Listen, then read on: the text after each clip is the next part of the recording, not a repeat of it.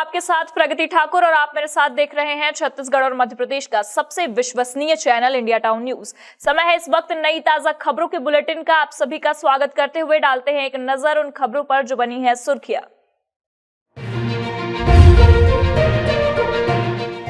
बालाघाट में मतपत्रों की पेटी खुलने के आरोपों के बीच तहसीलदार निलंबित। भाजपा ने कहा कांग्रेस को हार का डर, तो कांग्रेस का आरोप भाजपा का साथी बन काम कर रहा निर्वाचन आयोग। ओरछा में पहली बार पुरानी परंपरा में आया बदलाव। अब राम राजा सरकार को 5 जवान देंगे सलामी, 4-1 के गार्ड देंगे दोनों समय आरती के दौरान गार्ड ऑफ ऑनर। मंदिर समिति और जन सदस्यों की सहमति से लिया गया फैसला।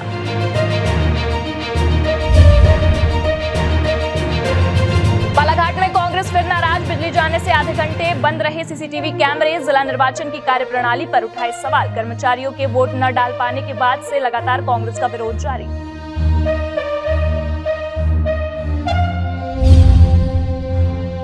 कांकेर में जिला अस्पताल के सामने हुआ हंगामा। स्वास्थ्य कर्मियों ने जमकर किया प्रदर्शन, सौंपा ज्ञापन। कर्मचारियों का कहना आखिर किससे करे समस्याओं पर चर्चा। 2 संयुक्त संचालक और 2 मेट्रन के पास है प्रभार। और अब खबरें विस्तार से। एमपी के बालाघाट में मतगणना से पहले स्ट्रांग रूम में डाक मतपत्रों की पेटी खुलने के मामले पर सियासत गर्मा गई है। राजनीतिक पार्टियों की बयानबाजी भी शुरू हो गई है। एआरओ हिम्मत सिंह सस्पेंड कर दिया गया है। वहीं कलेक्टर गिरीश कुमार मिश्रा ने मुख्य निर्वाचन पदाधिकारी को इस मामले में अपनी रिपोर्ट सौंप दी है। कांग्रेस इस मामले में हमलावर बनी हुई है और बालाघाट कलेक्टर को हटाने की मांग की है।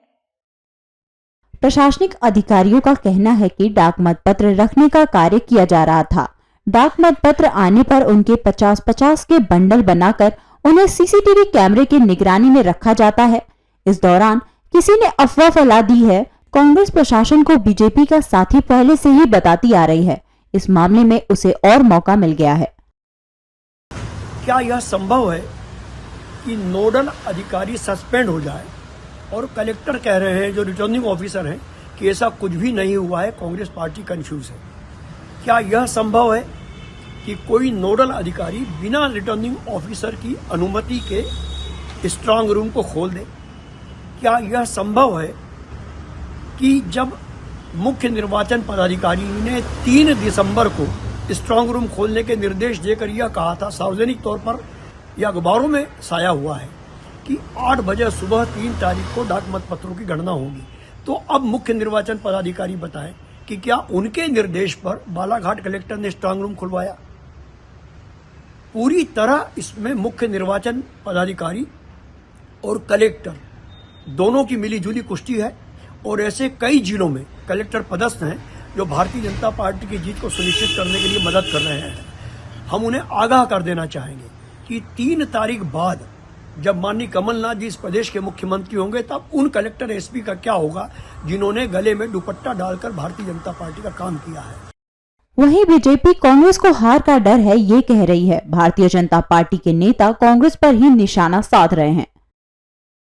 यदि इस विषय में किसी प्रक्रिया का पालन नहीं किया गया, कोई प्रक्रियागत त्रुटि है, तो उस पर चुनाव कार्रवाई करेगा। भारतीय जनता पार्टी का इससे क्या लेना देना। हम तो फिर आग्रह कर रहे हैं कि यदि कहीं किसी प्रकार की गड़बड़ी है तो उस पर कार्रवाई करना चाहिए। कार्रवाई कौन करेगा? चुनाव आयोग करेगा। हारने के बाद कमलनाथ दिग्विजय सिंह जी को कौन से बहाने मिलेंगे? तो बहाने ढूंढेंगे। दिग्विजय सिंह जी ईवीएम की बात कर रहे थे कुछ दिन पहले। कमलनाथ जी 17 तारीख को मतदान था, उस दिन मतगणना करके मध्य प्रदेश के अधिकारी कर्मचारियों को कोस रहे थे। अब एक नया विषय लेकर आए, तो पूरी की पूरी जो प्रक्रिया है, पूरी जो कसरत कांग्रेस कर रही है, वो 3 दिसंबर को होने वाली हार से गांधी परिवार को बचाने के लिए, अपने नेताओं को बचाने के लिए कर रही है।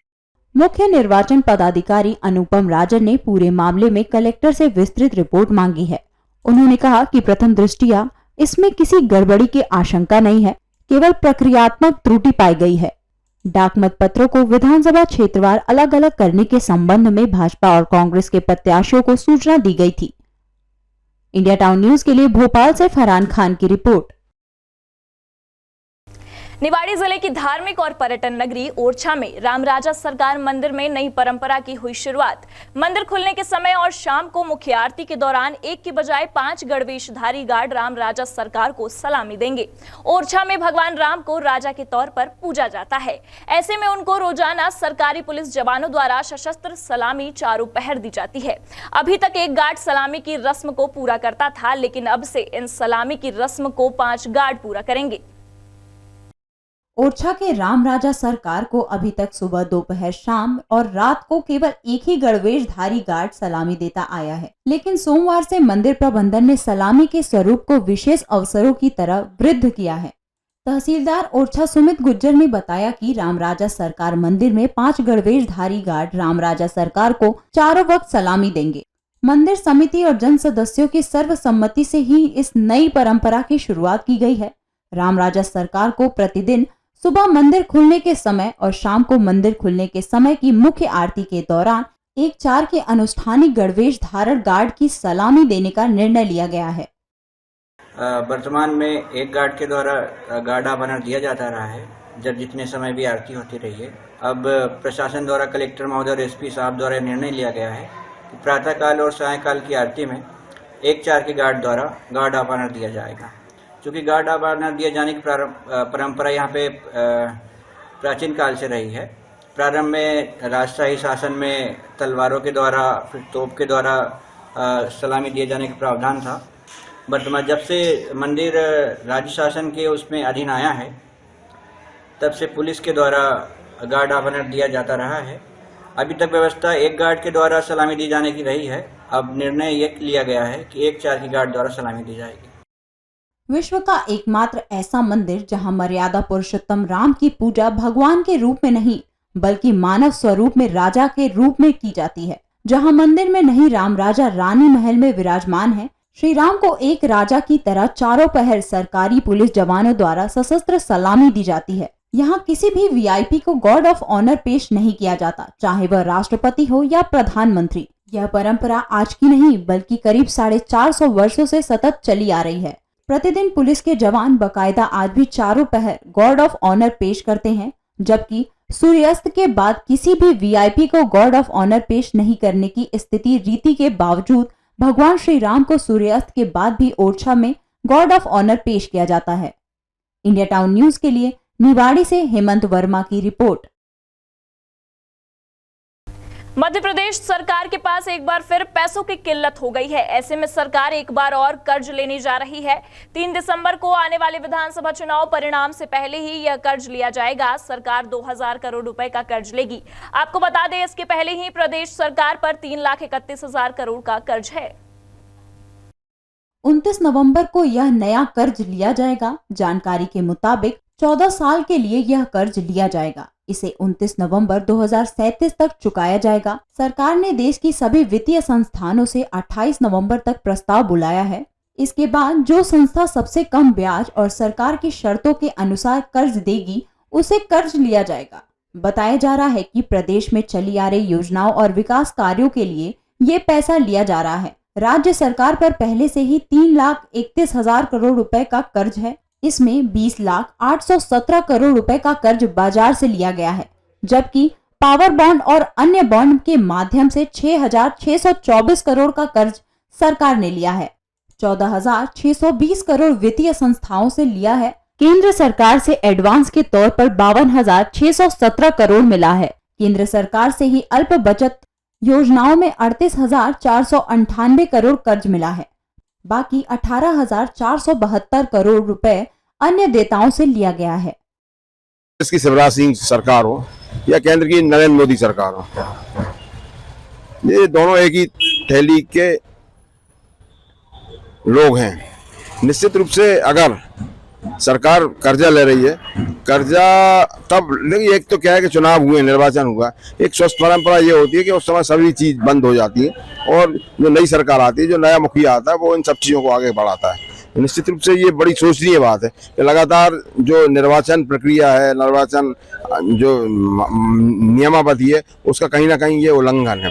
तो दूसरा ये है कि विकास होता है सब चीजें, अगर ये सब चीजों ने करना थी तो ये आचार संहिता लगी थी, उसके पहले इन सब चीजों की व्यवस्था कर लेते तो ज्यादा अच्छा होता। अगर जब आचार संहिता लग गई इसके बाद अगर इस तरह की बातें करते हैं तो निश्चित रूप से अदूरदर्शिता कहलाएगी है। तो अगर शिवराज सिंह सरकार, और निश्चित रूप से ये सरकार जाने वाली है सरकार, क्योंकि मध्य प्रदेश की जनता 18 साल से इनका विकास के गाने सुने हैं, इनके विकास की गाथाएं जरूर सुनी है, लेकिन लगभग 4000 करोड़ का कर्जा लेके भारतीय जनता पार्टी की सरकार ने किस तरह से मध्य प्रदेश के हर व्यक्ति को 50,000 60,000 रुपए से कर्जदार बना दिया है। इंडिया टाउन न्यूज के लिए भोपाल से फरहान खान की रिपोर्ट। बालाघाट जिले की 6 विधानसभा क्षेत्रों के लिए आगामी 3 दिसंबर को शासकीय पॉलिटेक्निक कॉलेज में मतगणना होना है, जिसको लेकर जिला निर्वाचन के द्वारा पूरी तैयारी लगभग की जा चुकी है। लेकिन मतगणना के पहले बालाघाट जिले का माहौल गरमाया हुआ है। शासकीय कर्मचारियों के मतदान से वंचित होने का मामला अभी शांत भी नहीं हुआ था कि 27 दिसंबर को सोशल मीडिया में डाकमत पत्र के स्ट्रांग रूम का वीडियो वायरल होने से हड़कंप की स्थिति निर्मित हो गई, जिसके बाद आनन फानन में पोस्टल बैलेट के नोडल अधिकारी को चुनाव आयोग ने शिकायत के बाद सस्पेंड कर दिया। तो वहीं 28 नवंबर की प्रातः मतगणना स्थल यानी पॉलिटेक्निक कॉलेज में बनाए गए ईवीएम के स्ट्रांग रूम के सीसीटीवी कैमरे बंद हो गए, जिसके बाद पुनः हड़कंप की स्थिति देखी गई।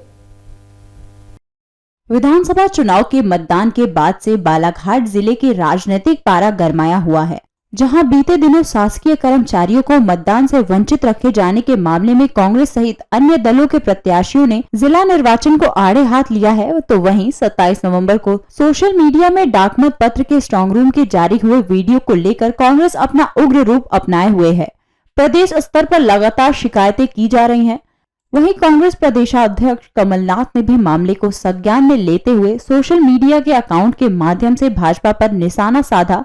यह मामला अभी थमा नहीं था कि 28 नवंबर को शासकीय पॉलिटेक्निक कॉलेज में बनाए गए जिले के 6 विधानसभाओं के ईवीएम के स्ट्रांग रूम में लाइट बंद होने और सीसीटीवी कैमरे बंद होने के चलते प्रत्याशियों में हड़कंप की स्थिति नजर आई, जिसको लेकर एक बार फिर कांग्रेस ने जिला निर्वाचन की कार्यप्रणाली पर निशाना साधा है।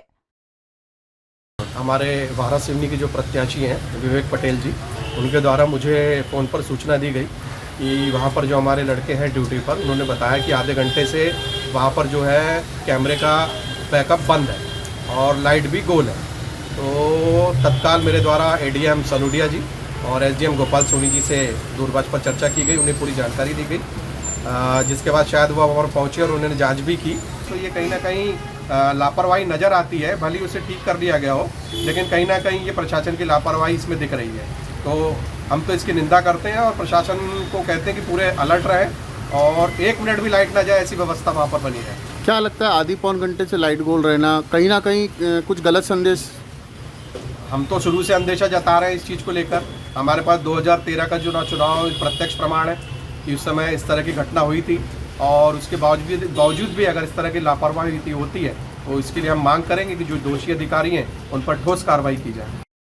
इंडिया टाउन न्यूज के लिए बालाघाट से अनुराग झा की रिपोर्ट। छत्तीसगढ़ प्रदेश के राजनांदगांव में भाजपा के पदाधिकारी एवं कार्यकर्ता सैकड़ों की संख्या में कलेक्ट्रेट कार्यालय पहुंचे, जहां उन्होंने कलेक्टर एवं जिला निर्वाचन अधिकारी के नाम बैलेट पेपर द्वारा हुए मतदान की मतपेटियों की सुरक्षा बढ़ाए जाने और मतपेटियों को स्ट्रांग रूम में संधारित रखने कलेक्टर डोमन सिंह को ज्ञापन सौंपा।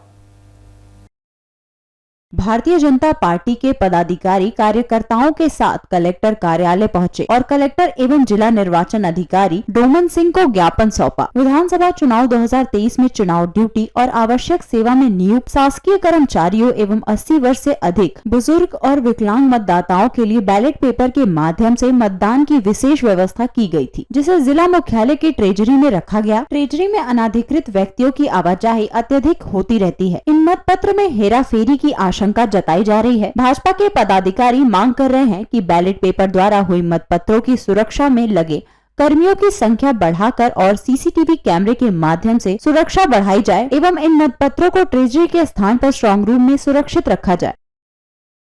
जो पोस्टल बैलेट इनको प्राप्त हुए हैं जिला निर्वाचन अधिकारी को, वो पोस्टल बैलेट जो है वो ट्रेजरी में है, स्ट्रांग रूम में नहीं है। ट्रेजरी में होने की वजह से हमको ये आशंका है कि ट्रेजरी पूरी तरीके से इनके कंट्रोल में है। ट्रेजरी में कभी भी हमारे एजेंटों को बुलाया नहीं जाता। अब सीधे वो कह रहे हैं कि हम 2 तारीख को बुलाएंगे, अभी तक क्यों नहीं बुलाया गया। तो कई जगह ये देखने को मिला है कि पोस्टल बैलेट को चेंज किया जा रहा है।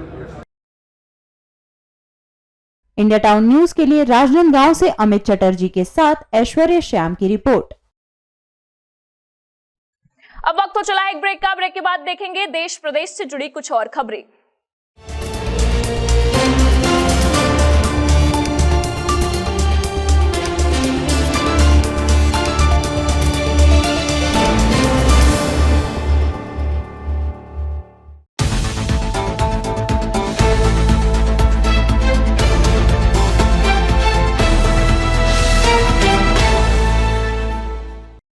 ब्रेक के बाद आपका स्वागत है। कांकेर के चिकित्सा महाविद्यालय में 2 संयुक्त संचालक के साथ ही 2 मेट्रन हैं। ऐसे में कर्मचारियों की मुसीबत यह है कि आखिरकार अपनी समस्याओं के लिए किसके पास जाए।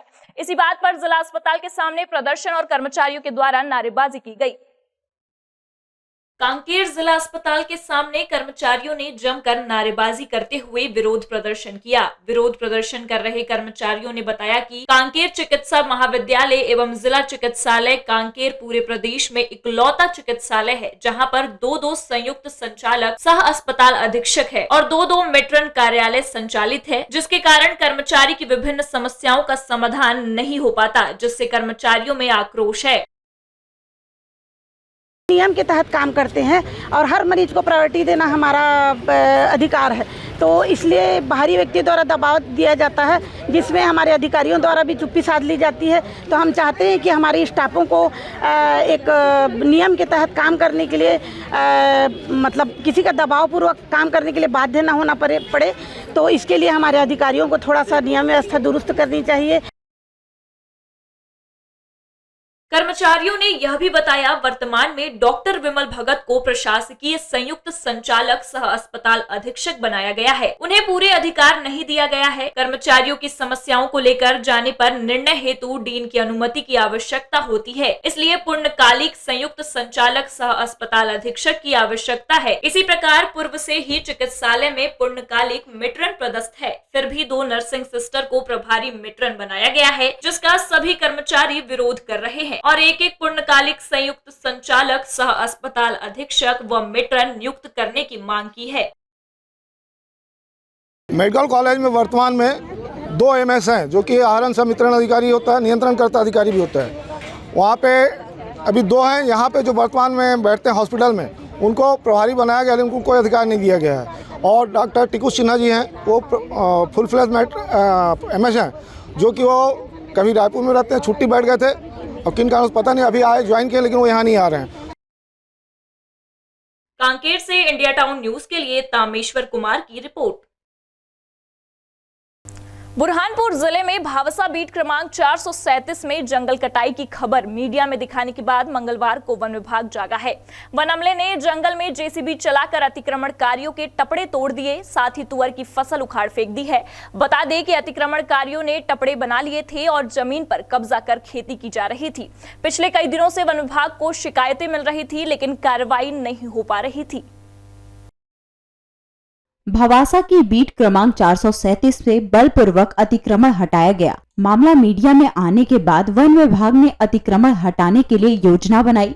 कार्यवाही करने के लिए 90 अधिकारियों जवानों का बल तैयार किया। अतिक्रमण वाले स्थान पर बल पहुंचा तो अतिक्रमणकारियों में हड़कंप मच गया। वन अमले के आने की सूचना पर अतिक्रमणकारी मौके से भाग गए।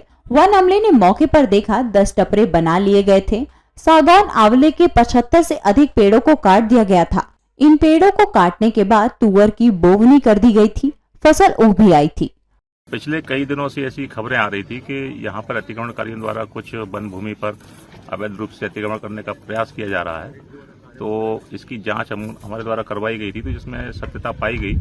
तो आज हम लोगों ने 4 रेंजों का स्टाफ लगभग 90 की संख्या में और 4 रेंज ऑफिसर शाहपुर, बोदली, खकनार और बुरहानपुर, ये चारों रेंजों के रेंज ऑफिसर और उनकी टीम के द्वारा आज यहाँ पर एक कार्रवाई की गई है हम लोगों के द्वारा।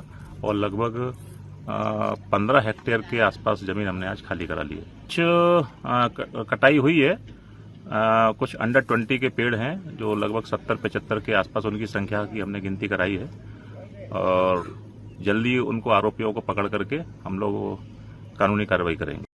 एसडीओ अजय सागर ने बताया कि इस कार्रवाई के लिए शाहपुर, बुरहानपुर बोदरली और खकनार रेंज के अधिकारियों और वन कर्मियों को शामिल किया गया था। अतिक्रमण पर जेसीबी चला दी गई, टपरों और फसल को उखाड़ दिया गया। करीब 10 हेक्टेयर से अधिक जमीन पर तुअर की फसल लगाई गई थी। इंडिया टाउन न्यूज के लिए बुरहानपुर से सोनू सुहाले की रिपोर्ट। परासिया अंबेडकर चौक पर कैरेट टकराने को लेकर दो फल विक्रेताओं का आपस में विवाद हो गया। विवाद में एक पक्ष ने डंडे से दूसरे पक्ष की पिटाई कर दी। घटना में 4 लोग घायल हुए हैं, इनमें से 3 को छिंदवाड़ा रेफर किया गया है। अंबेडकर चौक पर पुलिस थाने की दीवारों से लगकर फलों की दुकान है।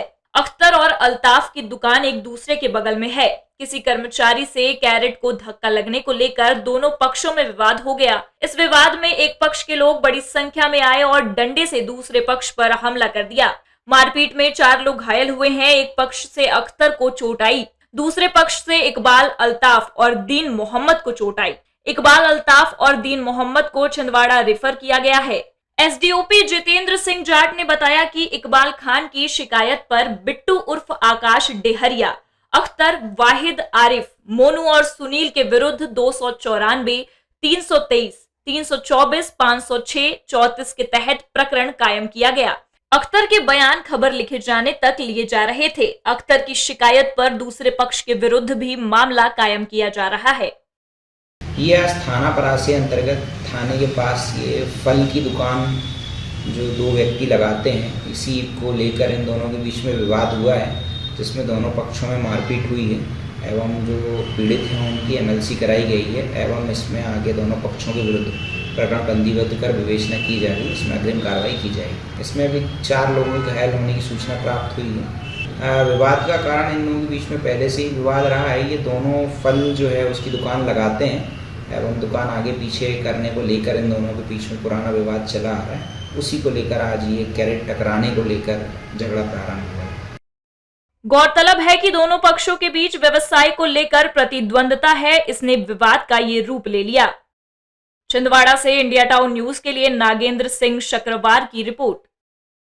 पन्ना के पहाड़ी खेड़ा से सतना जा रही एक यात्री बस अनियंत्रित होकर पलट गई है, जिसमें क्लीनर सहित 2 लोगों की मौके पर दर्दनाक मौत हो गई है। वहीं घटना में 2 दर्जन लोग घायल हो गए, जिन्हें उपचार के लिए जिला चिकित्सालय पन्ना में भर्ती कराया गया है। बताया जा रहा है कि ग्राम पंचायत के भसूड़ा के बुचुआ नाले के पास यात्री बस उस समय पलट गई जब ड्राइवर बस से नियंत्रण खो बैठा, जिसमें क्लीनर संजय पटेल एवं यात्री गगन चौधरी निवासी सिंहपुर की मौत हो गई। बस पलटने की जैसे ही ग्रामीणों को खबर लगी, तत्काल बड़ी संख्या में लोग मौके पर पहुंचे और यात्रियों को बाहर निकालने का प्रयास किया। साथ ही पुलिस को सूचना दे दी गई, जिसके बाद ब्रिजपुर पुलिस की मदद और डायल 100 के द्वारा घायलों को पन्ना जिला चिकित्सालय लाया गया। जब यहाँ से गई है तो मैं जा रहा था सपना, तो हीरापुर से जैसे चढ़ा हूँ तो वो बोल रहा कि साइकिल का चक्कर आ चुका है। साइकिल वहाँ पे कुछ नहीं दिखा। वो अचानक आगे से काटी है उसने गाड़ी, तो आगे से चढ़ा लगा है, पीछे का हिस्सा नहीं कट पाया तो पीछे के हिस्से से गाड़ी सरक गई तो चली गई नीचे। सड़क किनारे खाई में गिर गई? हाँ, खाई में गिर गई रोड के नीचे। उसमें 2 लोगों की मौत हो गई है, उनका नाम नहीं है पता। और बाकी लोग जितने घायल, 5 लोग पहले घायल थे, तो 5 लोग पहले हम आ चुके जो गंभीर रूप से घायल थे। ये बलगड़ी में रुकती है, बघेल गाड़ी है और वे वहाँ से चलती है तो 9 बजे पहाड़ी खेड़ा पहुँचती है। 8:45 बजे जो है वहाँ एक्सीडेंट, इसका कुछ नहीं था, खाली बराबर में थी। अब वो क्या किए था कोई पता नहीं, खाए पिए एकदम धुआं गया, पलट गई। वहीं जानकारी है कि जिले के वरिष्ठ अधिकारी और पुलिस अधीक्षक भी घायलों का हाल जानने के लिए जिला चिकित्सालय पन्ना पहुंचे।